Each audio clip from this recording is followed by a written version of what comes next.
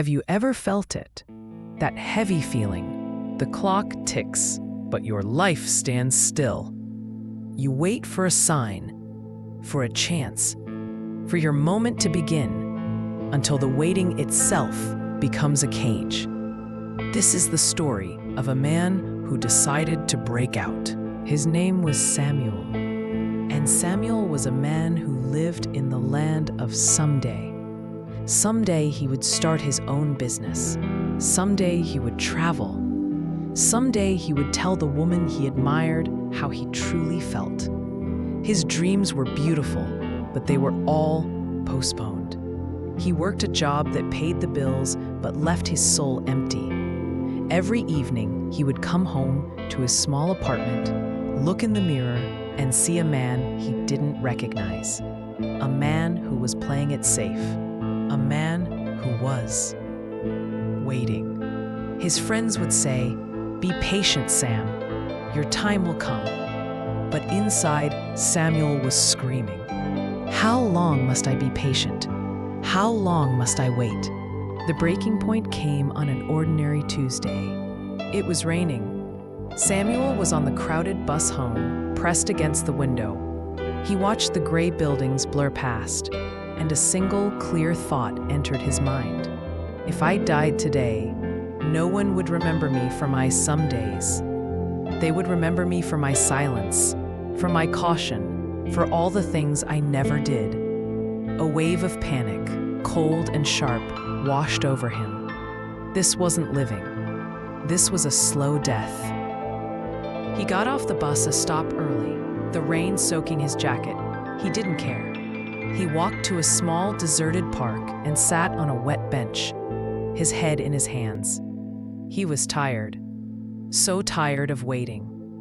He looked up, his vision blurred by rain and tears, and that's when he saw it. A single, determined dandelion had pushed its way through a crack in the concrete path. It was small. It was yellow. It was utterly, defiantly alive. It wasn't waiting for perfect soil. It wasn't waiting for the sun to come out. It saw a tiny crack of opportunity, and it grew. In that moment, something in Samuel broke. Not in a bad way. It was the breaking of a dam. The fear, the hesitation, the endless waiting, it all just washed away. He stood up. He was still tired, but it was a different kind of tired. It was the tiredness that comes right before you make a decision that changes everything. He went home, dripping wet. He didn't turn on the television. He didn't scroll through his phone. He went to his closet and pulled out an old, dusty sketchbook. Since he was a boy, he had loved to draw. It was his secret joy.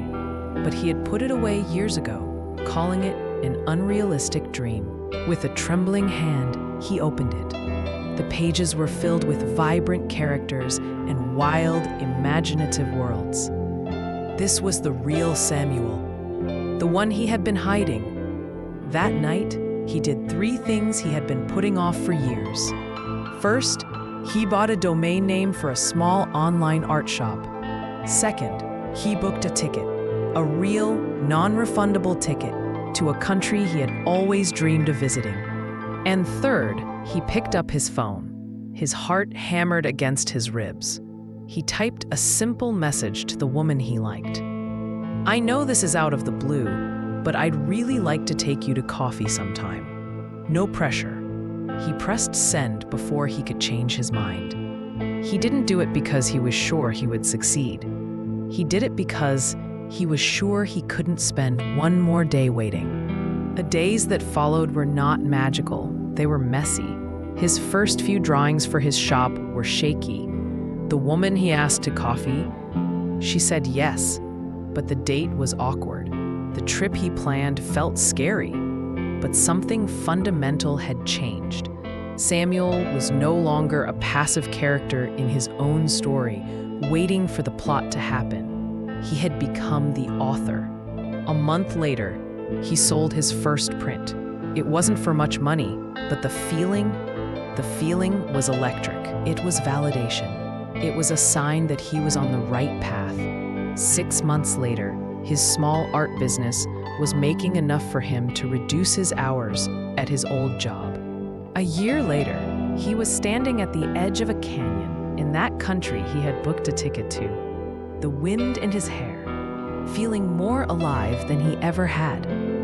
The woman from that first awkward coffee date was standing beside him, her hand in his. He looked back at the man on the bus, the man tired of waiting, and he felt a deep sense of gratitude.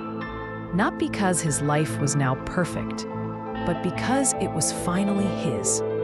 The treasure he had been waiting for wasn't success or love or adventure. It was agency. It was the power to start, and he found it the moment he decided to stop waiting for the perfect conditions and simply begin. You are tired. I know you are. You're tired of the some days, tired of the what ifs, tired of watching your own life from the sidelines. Look at your hands. They are not made for holding on to excuses. They are made for building, for creating, for reaching out. You will never feel 100% ready. The perfect time will never come. The path will never be completely clear. But right next to you, there is a crack in the concrete, a tiny opening. It might be sending that email, signing up for that class, having that difficult conversation, picking up that old guitar. That crack is your way out of the waiting room. You don't need a grand plan. You just need one brave step, then another. Stop waiting for the storm to pass. Learn to dance in the rain. Your life is happening right now. Don't make it wait any longer.